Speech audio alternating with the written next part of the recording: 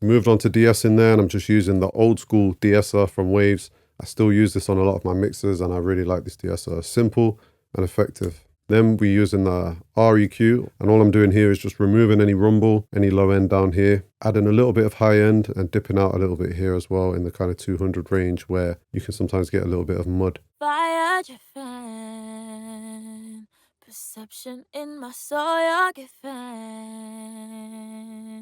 Then we moved on and added the first bit of compression. I'm using another old school classic Waves plugin here, the RVox. I love this, it's so simple, and really you could use this as your complete kind of vocal compressor if you wanted to. I'm just adding a little bit of compression here, minus 2 dB on here. Then we move into the main compressor that I used on these channels, and that's the R compressor, one of my favorites. This will be kind of pushing down on those higher parts of the vocal here. Here and here, as you see, it gets a lot louder, so it will be pushing down on those parts a little bit, just to kind of help bring up the quieter parts when we use the makeup gain here. Fire fan, perception in my soul, you're a fan.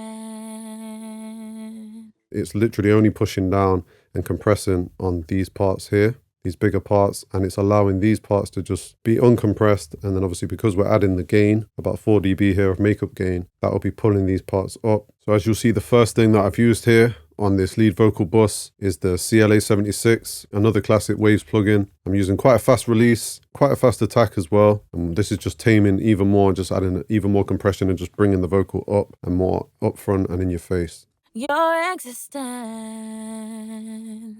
led me to adore you within. All this power, we can go for hours. All this power,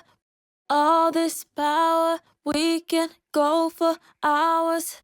So as you hear, that's pretty transparent. It's not like I'm not smashing the compression on this. As I said, I wanted to maintain, conserve, and keep as much of the dynamics in the performance as I could. The beat's quite soft, so the vocals can kind of afford to be dynamic. It's nice to have the quieter parts and the louder parts of the song. So I wasn't trying to over compress. So it's just basically taming it a little bit. And once it's played with the music, with the instrumental, you'll hear that it just helps it to stand out. In fact, let me play it with the instrumental here, just with the processing that we've done so far.